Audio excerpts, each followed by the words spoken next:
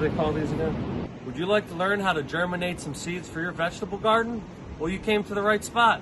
I'm Steve Gieder with Northcoast Horticulture Supply, and NHS has got you covered.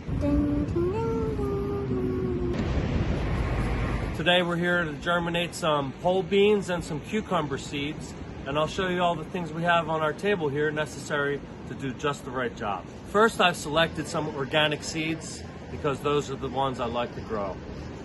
On our table here today, we've got propagation flats without holes, 10 by 20 inches. We've got 72 cell seed count. Those are the ones I like to use for germinating seeds. And what we have here is a nice piece of bamboo that everyone needs to make nice little holes in the soil. I'll show you later. Or for pointing at the camera. A nice little spade here to dig into the soil like that. A set even of measuring spoons, and I like to use stainless steel. You can clean them, they'll last a lifetime, and you can pass them on down through generations. Beyond the tools we have there, you'll also see on the table a mister. That's a Hudson mister. It's a pump mister. Pressure builds up here. It allows you to spray without having to pump and spray for each time. Here we have Roots Excelerator, everyone's favorite rooting stimulator.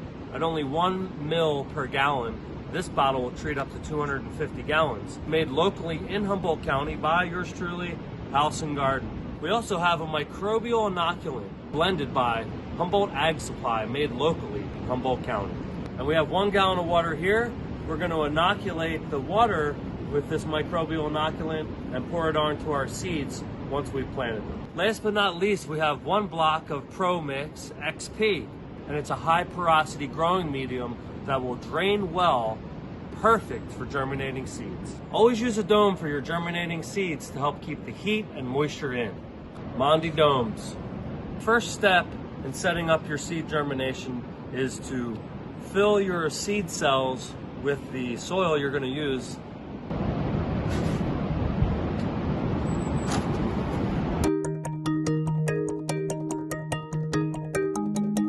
Now that I've filled the seed cells with the soil of choice by tamping down lightly and kind of working it around a little bit, we're going to now bring this a little closer. We're going to plant our seeds, 1 seed per cell, 1 seed per cell, and go from there.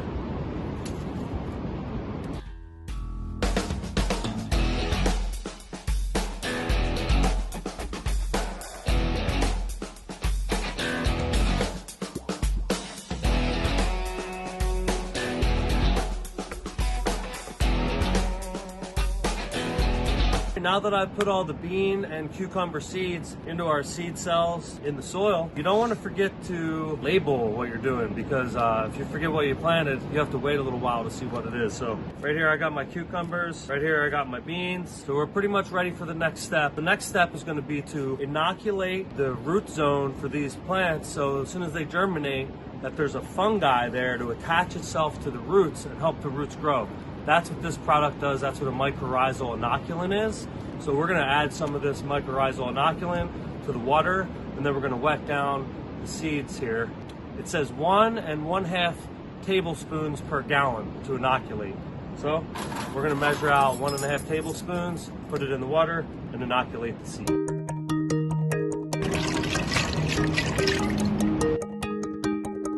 So now I'm going to add 1 milliliter of Roots Excelerator per gallon, and this is a gallon, so I'm going to add 1 milliliter. So I'm going to grab my bottle, take off the cap, grab my measuring device here, about 1 mil.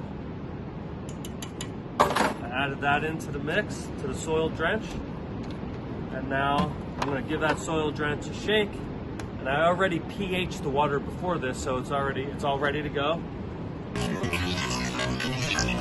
So that's Roots Excelerator and the mycorrhizal inoculant. And now I'm going to drench the seeds with this soil drench.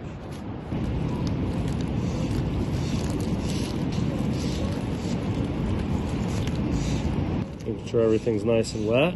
Since we're in a seed flat with no holes, we can pour off the excess onto the next batch of seeds if we were doing another one. Now that we've inoculated the soil with the drench, we want to make sure that the soil is wet enough, and it's a little bit dry right now because a gallon of water wasn't enough. So here we go, we're just going to wet this down a little bit.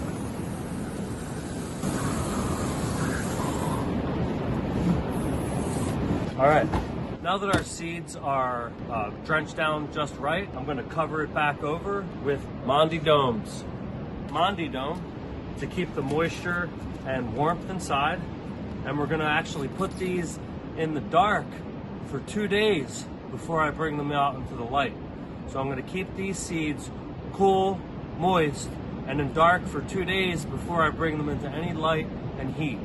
Once they've been kept in the dark for 2 days, then I'm gonna bring them into the light, and then as the heat and warmth from the sun and the light start to get to them, they'll sprout up. You leave them in the dark for a few days, and it helps your germination. When you put these in the dark for the 2 days first, I always like to close the vents, keep all the moisture in there. And for the first day or two after they come out of the dark, I also leave the vents closed. Once the seeds have emerged from the top of the soil, I'll crack the vents a little bit, and each day I'll open them a little bit more, so that about 5 or 6 days after the seeds have sprouted through the soil, I'll then take the lid off, and I'll use the Mr. Daily to keep those plants happy and healthy.